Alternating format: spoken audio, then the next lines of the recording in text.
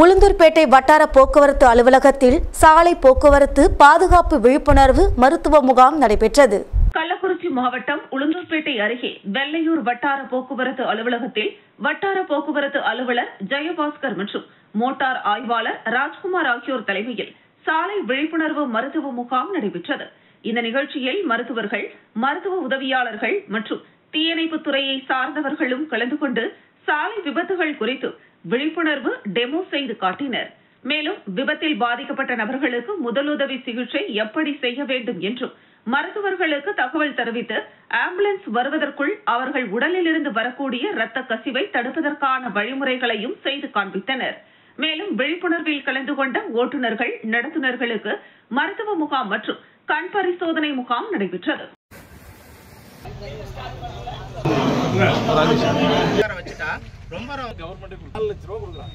ஒருவேளை விபத்துல ஒரு ஆளு நீங்க பாக்குறீங்க சரிங்களா, அவரு கான்சியஸா இருக்கிறதுக்கான வாய்ப்பு ரொம்ப கம்மி. அப்ப அத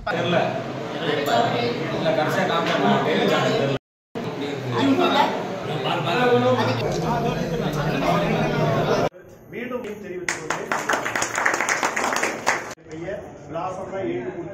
உங்களுக்கு ஏதாவது பரிசோதனை எல்லாம் செஞ்சு கோவில்பட்டியில் புனித அந்தோணியார் ஆலய திருவிழா கொடியேற்றத்துடன் துவங்கியது. தூத்துக்குடி மாவட்டம் கோவில்பட்டி அருகே உள்ள இலுப்பையூரணி புனித அந்தோணியார் ஆலயத்தின் திருவிழா ஆண்டுதோறும் வெகு விமரிசையாக நடைபெறுவது வழக்கம். இந்த ஆண்டும் புனித அந்தோணியார் ஆலய திருவிழா கொடியேற்றத்துடன் துவங்கியது. பாளையங்கோட்டை ஜூப்ளி மேய்ப்பு பணி நிலைய இயக்குநர் பீட்டர் வண்டானம், பங்குத்தந்தை செல்வதயாளன் ஆகியோர் கலந்து கொண்டு கொடியை ஏற்றி வைத்து மறையுரை ஆற்றினர்.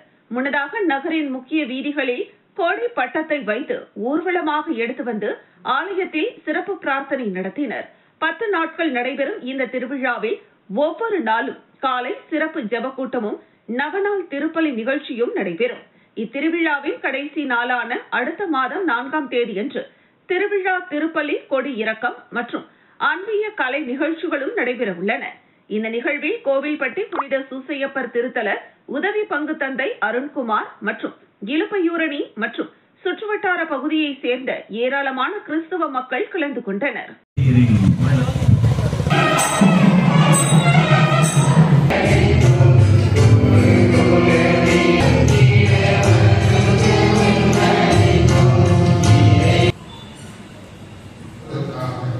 இந்த மக்கள் தயார் செய்திருக்கக்கூடிய கொடியை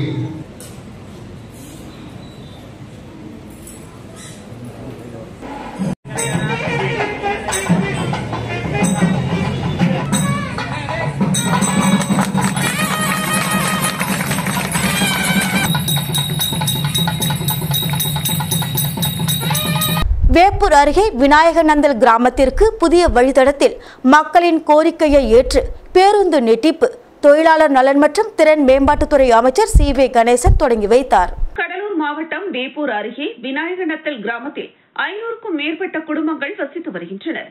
இந்த நிலையில் அப்பகுதியில் உள்ள மக்கள் தொழிலாளர் நலன் மற்றும் திறன் மேம்பாட்டுத்துறை அமைச்சர் சி.வே. கணேசனிடம் தங்கள் பகுதிக்கு பேருந்து இயக்க கோரி கோரிக்கை வைத்தனர். அதன் அடிப்படையில் கள்ளக்குறிச்சியில் இருந்து அடரி வரை சென்ற பேருந்தை விநாயகநத்தல் வரை நீடித்துள்ளனர். இந்த பேருந்து ஒரு நாளைக்கு 4 முறை வந்து செல்லும். இதனால் பெண்கள், பள்ளி மாணவர்கள், கிராம மக்கள் பெரிதும் பயனடைவர்.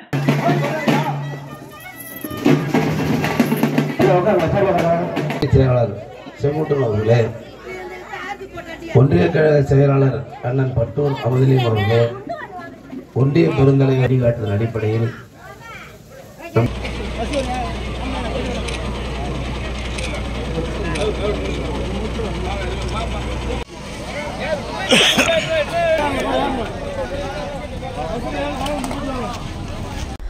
மங்களம்பேட்டை அருகே 300 ஆண்டுகள் பழமை வாய்ந்த கோணாங்குப்பம் பெரியநாயகி மாதா கோவில் தேர் திருவிழா நடைபெற்றது.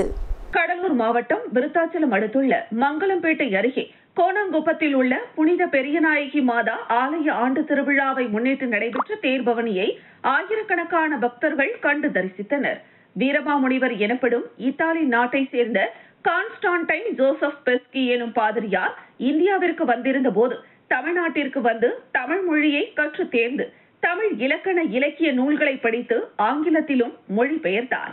அவர் எழுதிய தேம்பாவணி எனும் தமிழ் காப்பிய நூல் புகழ் பெற்றது. அவர் பழைய தென்னார்காடு மாவட்டமான கடலூர் மாவட்டத்திற்கு வந்திருந்து மங்கலம்பேட்டை அடுத்த கோணாங்குப்பத்தில் தங்கி புனித பெரியநாயகி மாதா திருத்தலம் எனும் கிறிஸ்துவ தேவாலயத்தை கட்டினார். மேலும் இந்த ஆலயத்தில் வைக்கப்பட வேண்டிய சொரூபத்திற்காக மேரி மாதாவை தமிழ் பெண் போல வரைந்து அதை பிலிப்பைன்ஸில் உள்ள மணிலாவில் இருந்து வரவழைத்து புனித பெரியநாயகி மாதா என்று தமிழ் பெயரிட்டு ஆலயத்தில் அமைத்தார்.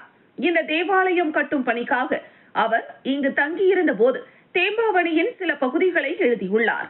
தேம்பாவணி நூலிலும் புனித பெரியநாயகி மாதா பற்றி பாடல்கள் எழுதியுள்ளார். முகாசாஃபரூரை சேர்ந்த இந்து பாளையக்காரர்களால் கட்டி எழுப்பப்பட்டுள்ள இந்த திருத்தலம் தமிழ்நாட்டில் உள்ள கிறிஸ்துவ தேவாலயங்களில் முக்கியமானதாகும். புனித பெரியநாயகி மாதா திருத்தலத்தின் ஆண்டு பெருவிழா கடந்த 14ஆம் தேதி கொடியேற்றத்துடன் துவங்கியது. அதனைத் தொடர்ந்து 10 நாட்களாக சிறப்பு திருப்பலி ஆராதனைகளும் தேர் பவனியும் தினமும் நடைபெற்றது. ஆண்டு திருவிழாவின் முக்கிய நிகழ்வான திருத்தேர் பவனி நடைபெற்றது. முன்னதாக மேனாள் ஆயர் கோட்டாறு மறைமாவட்டம் பீட்டர் ரெமிஜியோஸ் தலைமையில் தேர் பவனி சிறப்பு திருப்பலி நடைபெற்றது. அதனைத் தொடர்ந்து திருத்தல அதிபர் ஆக்னல் அடிகள், இணை பங்குத்தந்தை ஆரோக்கியதாஸ் ஆகியோர் முன்னிலையில் முகாசாஃபரூரில் இருந்து மாதாவிற்கு சீர்வரிசையுடன் வந்த ஜமீன் ரமேஷ் கச்சிராயர் தேர் பவனியை தொடங்கி வைத்தார். இதில் பாண்டிச்சேரி மற்றும் கடலூர் மறைமாவட்ட குருக்கள், அருட் சகோதரிகள், பங்கு பேரவை காரியஸ்தர்கள், வீரமாமுனிவர் கழக ஜபக்குழு, மரியாளின் சேவை, வின்சென்ட் தேபால் இளைஞர்கள், சிறார்கள் மற்றும் கோணாங்குப்பம் பங்கு மக்கள், விருத்தாச்சலம் சுற்றுவட்டார பகுதி மற்றும் வெளி மாவட்டம், வெளி மாநிலங்களைச் சேர்ந்த ஏராளமான கிறிஸ்தவர்கள் கலந்து கொண்டனர். தேர் திருவிழாவை முன்னிட்டு விருத்தாச்சலம் டிஎஸ்பி பாலகிருஷ்ணன் தலைமையில் 200க்கும் மேற்பட்ட காவல்துறையினர் பலத்த பாதுகாப்பு பணியில் ஈடுபட்டனர்.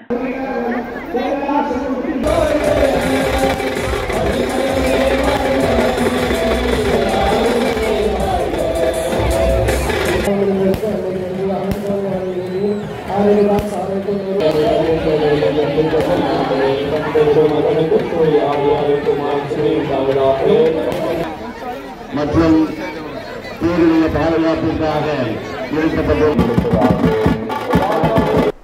புத்தூர் கிராம பொதுமக்கள் விடுதலை சிறுத்தை கட்சி சார்பில் இலவச வீட்டுமனை பட்டா கேட்டு கோட்டாட்சியரிடம் கோரிக்கை மனு அளித்தனர்.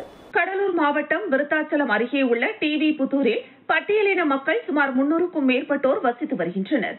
இவர்களுக்கு போதிய இடவசதி இல்லாததால் நெருக்கடியில் ஒரே வீட்டில் 3ற்கும் மேற்பட்ட குடும்பங்கள் வசித்து வருவதால் இவர்களுக்கு இலவச வீட்டுமனை பட்டா கேட்டு விடுதலை சிறுத்தைகள் கட்சியின் கடலூர் மைய மாவட்ட செயலாளர் PR நீதிவள்ளல் தலைமையில் விருத்தாச்சலம் கோட்டாட்சியரிடம் கோரிக்கை மனு அளித்தனர்.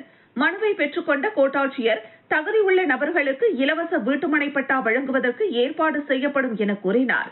இதில் நகர செயலாளர் மணலூர் முருகன், ஒன்றிய செயலாளர் திருஞானம், ஒன்றிய துணை செயலாளர் தென்றல், மாவட்ட அமைப்பாளர் சடையன் பேரன், ஒன்றிய துணை அமைப்பாளர் தமிழ்ச்செல்வன், மாவட்ட இளஞ்சிறுத்தை எழுச்சி பாசறை ஒன்றிய அமைப்பாளர் ராஜேந்திரப்பட்டினம் விஜயகுமார், புத்தூர் முகாம் செயலாளர் சதீஷ் ஐயாதுரை, கோமங்கலம் ஜூட் மணி உள்ளிட்ட டிவி புத்தூர் கிராம பொதுமக்கள் மற்றும் விடுதலை சிறுத்தைகள் கட்சி நிர்வாகிகள் ஏராளமானோர் கலந்து கொண்டனர்.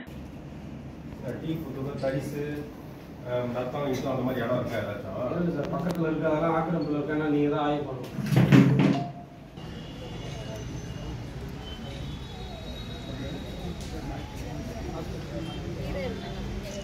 நீங்கள் வந்துட்டு போனதுக்கு எதுவுமே ரிசீவ் ஆகலை. இப்போ தான் ஆட்சி இவர் தான் கோட்டாட்சியர், ஆட்சியாருக்கு மேலே கலெக்டர் கருத்து இவர் தான். இவர்தான் அதனால தான் அப்போ வெளியில் இருந்தால் நம்ம அவங்களெல்லாம் பார்த்துட்டு தான் வர வச்சோம். இவர் ஒரு நம்பிக்கை வரல. ஏன்னா செங்கல்பட்டு நகர வியாபாரிகளின் நலசங்கம் சார்பாக செங்கல்பட்டு அனைத்து வணிகர்கள் இணைந்து நடத்திய சமத்துவ பொங்கல் விழா நடைபெற்றது. செங்கல்பட்டு பழைய பேருந்து நிலையம் அருகில் செங்கல்பட்டு நகர் வியாபாரிகள் நலசங்கம் மற்றும் அனைத்து வணிகர்கள் இணைந்து நடத்திய பொங்கல் விழா மிக சிறப்பாக நடைபெற்றது. இப்பொங்கல் விழாவானது செங்கல்பட்டு நகர வியாபாரிகள் நலசங்க தலைவர் உத்தரகுமார் தலைமையில் நடைபெற்றது. செங்கல்பட்டு நகர வியாபாரிகள் நலசங்க செயலாளர் AGT துரைராஜ் முன்னிலை வகித்தார். அனைத்து நிர்வாகிகள் முன்னிலையில் நடைபெற்ற இந்த நிகழ்ச்சியில் சென்ட் ஜோசப் மேல்நிலை பள்ளியின் மாணவ மாணவிகளின் பிரம்மாண்ட சிலம்பம் கலை நிகழ்ச்சியுடன் தொடங்கியது. இந்த சிறப்பு பொங்கல் விழாவில் செங்கல்பட்டு நகரமன்ற தலைவர் தேன்மொழி நரேந்திரன் சிறப்பு விருந்தினராக கலந்து கொண்டு சிறப்புரையாற்றினார். குறிப்பாக இந்த நிகழ்ச்சியில் செங்கல்பட்டு நகராட்சி தூய்மை பணியாளர்களை கௌரவிக்கும் விதமாக சுமார் 75 நபர் தூய்மை பணியாளர்களுக்கு 16 பொருட்கள் அடங்கிய பொங்கல் தொகுப்பு வழங்கப்பட்டது. அதனைத் தொடர்ந்து அனைத்து நிர்வாகிகளுக்கும் சால்வை அணிவித்து கௌரவிக்கப்பட்டனர். மேலும் இந்த நிகழ்ச்சியில் செங்கல்பட்டு நகர வியாபாரிகள் நலச்சங்கம், வணிகர்கள் அமைப்பு சார்ந்த நிர்வாகிகள், செங்கல்பட்டு நகர அடகு மற்றும் ஜுவல்லரி சங்கம், செங்கல்பட்டு நகர மொபைல் சங்கம், செங்கல்பட்டு நகர 2 சக்கர வாகன பழுது பார்ப்போர் சங்கம், செங்கல்பட்டு நகர மண்டல மருந்து வணிகர் சங்கம், செங்கல்பட்டு நகர தையல் கலைஞர் தொழிலாளர்கள் நலச்சங்கம், செங்கல்பட்டு நகர நடப்போர் நலவாழ்வு சங்கம், செங்கல்பட்டு நகர ஹோட்டல் சங்கம், செங்கல்பட்டு நகர ரோட்டரி சங்கம், செங்கல்பட்டு நகர லயன் சங்கம் மற்றும் அனைத்து வணிக உறவுகள் அனைவரும் பங்கேற்றனர். நமது சங்கத்தின் நிர்வாகிகள், பொதுமக்கள் ஏராளமானோர் கலந்து கொண்டு சிறப்பித்தனர். நிகழ்ச்சியின் இறுதியாக பொருளாளர் ராஜா முகமது நன்றி உரையாற்றினார். அனைவருக்கும் சர்க்கரை பொங்கல் வழங்கப்பட்டது.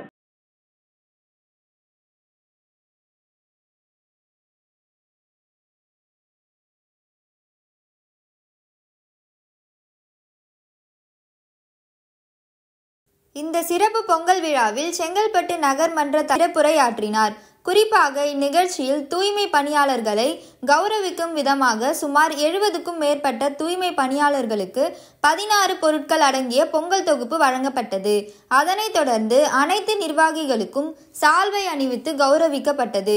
மேலும் இந்நிகழ்ச்சியில் செங்கல்பட்டு நகர வியாபாரிகள் நல சங்கம், வணிகர்கள் அமைப்பு சார்ந்த நிர்வாகிகள், செங்கல்பட்டு நகர அடகு ஜுவல்லரி சங்கம், செங்கல்பட்டு நகர மொபைல் சங்கம், செங்கல்பட்டு நகர 2 சக்கர பழுது பார்ப்போர் சங்கம், செங்கல்பட்டு நகர மருந்து வணிகர் சங்கம், செங்கல்பட்டு நகர தையல் கலைஞர் சங்கம், செங்கல்பட்டு நகர நடப்போர் நலவாழ்வு சங்கம், பனை மரத்திலிருந்து பழங்கள் மற்றும் பதனி இறக்கி விற்பனை செய்ய அனுமதி வழங்க உரிய நடவடிக்கை எடுக்க வேண்டும் என வலியுறுத்தி பனை தொழிலாளர்கள் சார்பில் மரக்காணம் வட்டாட்சியரிடம் மனு அளித்தனர். விழுப்புரம் மாவட்டம் மரக்காணம் பகுதியில் 500க்கும் மேற்பட்ட பனை தொழிலாளர் குடும்பங்கள் உள்ளன. இவர்கள் பண்டைய காலத்தில் இருந்து பனை மரத்தில் இருந்து கள் இறக்குதல், பதனி இறக்குதல், பதனியை பதப்படுத்தி பனை வெள்ளம், கற்கண்டுகள் தயாரித்தல் உள்ளிட்ட பனை சார்ந்த தொழில்களை செய்து வருகின்றனர். இந்த நிலையில் மரக்காணம் மற்றும் சுற்றுப்புற பகுதிகளில் பனை மரத்தில் இருந்து பழங்கள் மற்றும் பதனி இறக்க காவல்துறை சார்பில் தடை விதித்துள்ளனர். இந்த நிலையில் பனை தொழிலாளர்கள் சார்பில் பனை மரத்திலிருந்து பழங்கள் ஏறி விற்பனை செய்வது எங்களது குடும்ப தொழில். இந்த தொழிலை நம்பித்தான் எங்களது குடும்பம் உள்ளது. இந்த தொழிலை தவிர எங்களுக்கு மாற்று தொழில் இல்லை.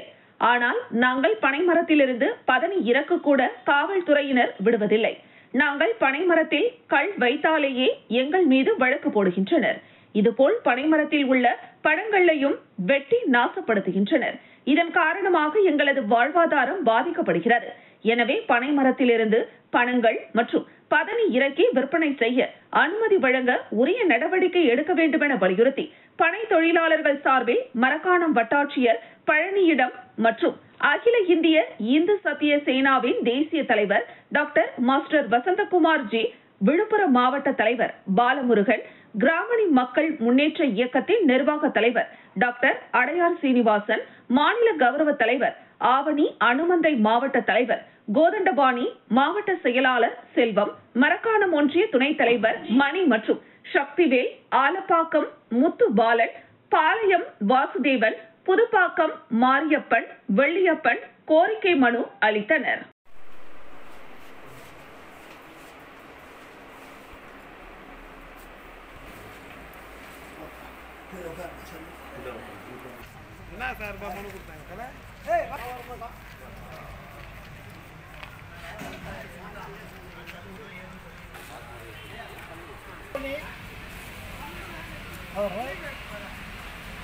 பிராமணி சமுதாயத்தில் வாழ்வாதாரத்தை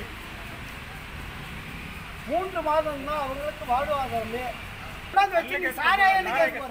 அது எந்த விதத்தில் சொல்லுங்க ஏங்க 10 லட்சம் ரூபாய் அரசாங்கம் இது இல்ல போதை பொருளா? இது எங்களுக்கு எதுவும் கிடையாது.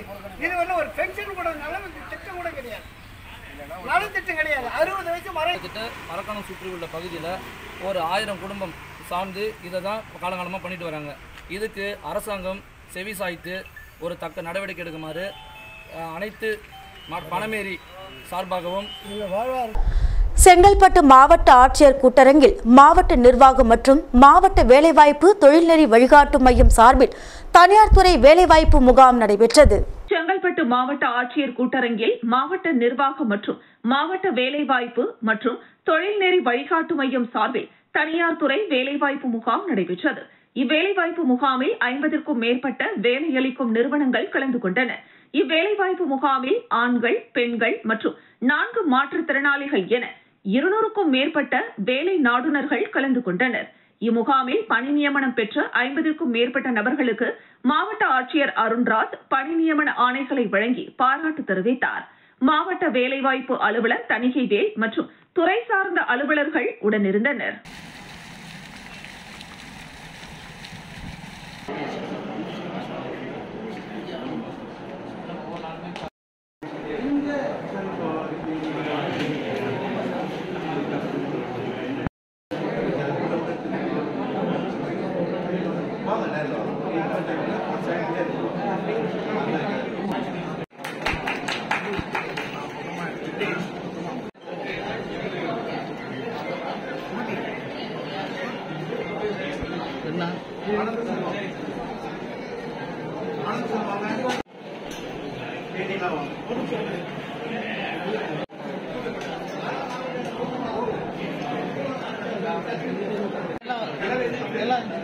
பழனியில் கை வியாபாரிகள் சார்பாக திருக்கோவில் அதிகாரிகளிடம் கோரிக்கை மனு அளித்தனர்.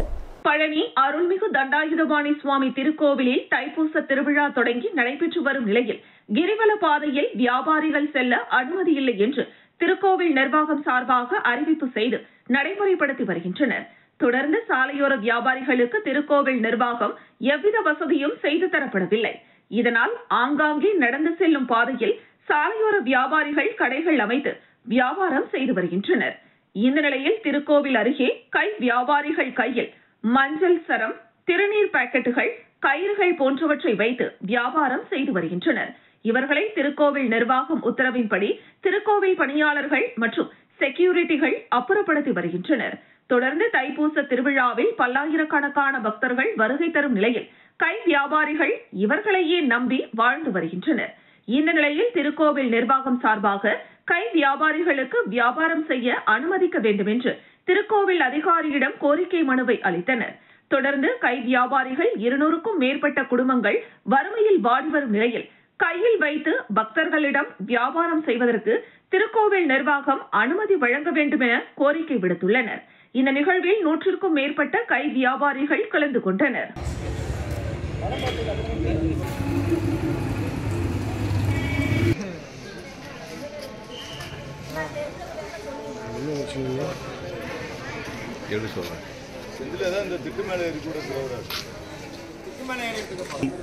சிபிஎம் மார்க்சிஸ்ட் கம்யூனிஸ்ட் கட்சியை சார்ந்தவர்களும் மற்றும் அனைத்து கட்சியை சார்ந்த வியாபாரிகளும் ஒன்றாக திரண்டு ஒரு கோரிக்கை அளிப்பதற்காக பழனி தேவஸ்தான அதிகாரிகளிடம் வந்தோம். தேவஸ்தான உயர் அதிகாரிகள் இணை ஆணையரோ துணை ஆணையரோ இல்லை. உதவி ஆணையரிடம் எங்கள் கோரிக்கையை அளித்தோம். உதவி ஆணையர் நீதிமன்ற உத்தரவு என்று தட்டி கழிக்கிறார். எனவே அவரை விட உயர்ந்த அதிகாரியான இணை ஆணையரிடம் போனில். பழனி அருகே சாதியின் பெயரால் கோர தாண்டவம், பாதிக்கப்பட்ட மாணவன் மருத்துவமனையில் அனுமதி. திண்டுக்கல் மாவட்டம் பழனி அடுத்த மொள்ளம்பட்டி என்கிற கிராமத்தில் காட்டுதுரை என்பவரது மகன் விக்னேஷ் என்பவர் 9ஆம் வகுப்பு படித்து வரும் நிலையில் மொள்ளம்பட்டி கிராமத்தில் உள்ள சுடுகாடு அருகே நண்பர்கள் மற்றும் உறவினர்களுடன் உட்கார்ந்து பேசிக் கொண்டிருந்த நிலையில் அவ்வழியே வந்த உயர் சமூகத்தை சேர்ந்த ராமுகண்ணு என்பவர் மது போதையில் விக்னேஷை அழைத்து தந்தை பெயரை கேட்டு பட்டியலின மாணவர் என்று தெரிந்த நிலையில் ஜாதியை குறிப்பிட்டு கடுமையான வார்த்தைகளை பயன்படுத்தியுள்ளார். மேலும் விக்னேஷ் வீட்டிற்கு செல்ல முயன்ற நிலையில் மது போதையில் இருந்த ராமுகண்ணு விக்னேஷை அருகில் இருந்த குச்சியை எடுத்து சரமாரியாக அடித்துள்ளார். தொடர்ந்து உடம்பில் பல்வேறு காயங்கள் ஏற்பட்ட நிலையில் நடந்ததை பெற்றோரிடம் கூறவே உடனடியாக 108 அவசர வாகனத்தின் மூலம் சிகிச்சைக்காக பழனி அரசு மருத்துவமனையில் அனுமதித்தனர். தொடர்ந்து நடைபெற்ற விசாரணையில் ஜாதியை குறிப்பிட்டு கடுமையாக தாக்கிய ராமுகண்ணின் மீது கீரனூர் காவல்துறையினர் வன்கொடுமை தடுப்பு சட்டத்தின் கீழ் வழக்கு பதிவு செய்தனர். மேலும் ராமுகண்ணு தலைமறைவாகியுள்ளார். தொடர்ந்து அவரை காவல்துறையினர் வலைவீசி தேடி வருகின்றனர். மேலும் பாதிக்கப்பட்ட விக்னேஷ் அரசு மருத்துவமனையில் அனுமதிக்கப்பட்டு சிகிச்சை பெற்று வருகிறார். உணவுத்துறை அமைச்சரின் சொந்த தொகுதியில் ஜாதியின் பெயரில் கோர தாண்டவத்தால் மாணவர்களின் நிலை கேள்விக்குறியாக காணப்பட்டு வருவதாக சமூக ஆர்வலர்கள் வேதனை தெரிவித்து வருகின்றனர். தொடர்ந்து ஜாதி வெறியாட்டம் நடத்திய ராமகண்ணுவை கைது செய்ய வேண்டும் என்று சமூக ஆர்வலர்கள் வலியுறுத்தி வருகின்றனர்.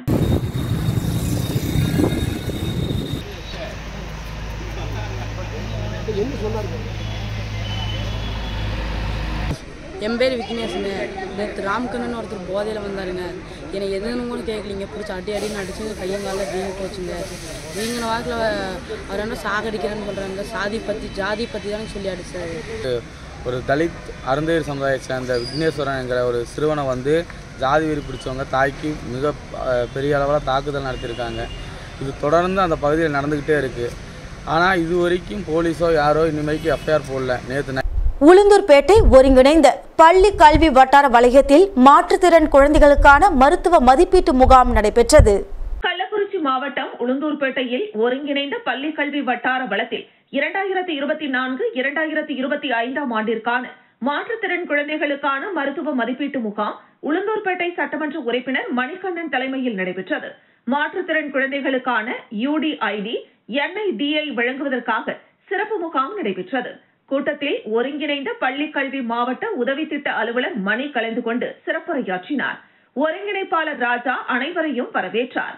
வட்டார வளமைய மேற்பார்வையாளர் சக்திவேல் மேலும் மருத்துவ முகாமில் மருத்துவர்கள் டாக்டர் சித்ரா, மனநல மருத்துவர் டாக்டர் ஹெலன், கண் மருத்துவர் டாக்டர் சதா வெங்கடேசன், காது மூக்கு தொண்டை நிபுணர் டாக்டர் இமாம், எலும்பு முறிவு மருத்துவர் சிறப்பு பெற்றுள்ளனர்.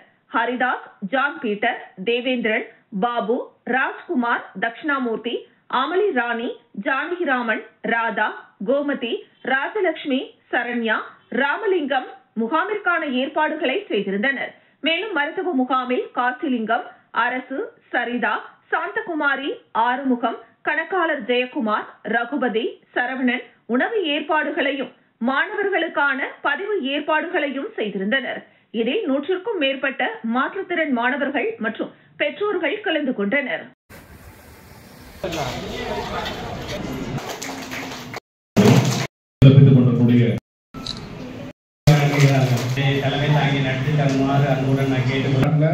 கல்வியில தமிழ்நாடு தான் முதல்ல வரணுன்றதுக்காக முழு முயற்சி விழுமின் ஒளிவினுடைய கூற்றை நினைவு கூர்ந்து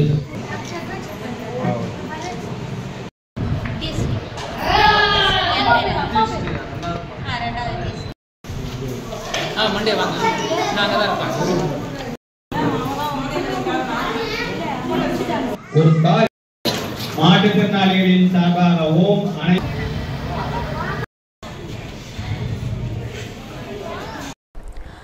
OP ராமசாமி ரெட்டியாரின் 130வது பிறந்தநாள் விழா வருவதையொட்டி ஓமந்தூரில் பந்தக்கால் நடும் விழா நடைபெற்றது.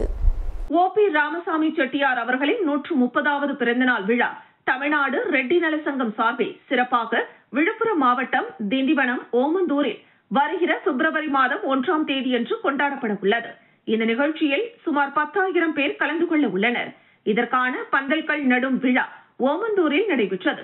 இதில் மாநில தலைவர் ரவி ரெட்டி, மாநில செயலாளர் ராஜபூர்ணச்சந்திரன், மாநில பொருளாளர் அருண்குமார், மாநில துணைத் தலைவர் சண்முகையா, மாநில இளைஞரணி தலைவர் வழக்கறிஞர் ஜெயபிரகாஷ், மாநில தகவல் தொழில்நுட்ப பிரிவு மேதாகிரி மற்றும் உயர்நிலைக்குழு உறுப்பினர்கள் ரமணன், பாலகுரு, விவேகானந்தன், அசோகன், சிவா, விழுப்புரம் வடக்கு மாவட்ட தலைவர் ரவிச்சந்திரன், நிர்வாகிகள் துரைராஜ், தியாகராஜன் உட்பட பலர் கலந்து கொண்டனர்.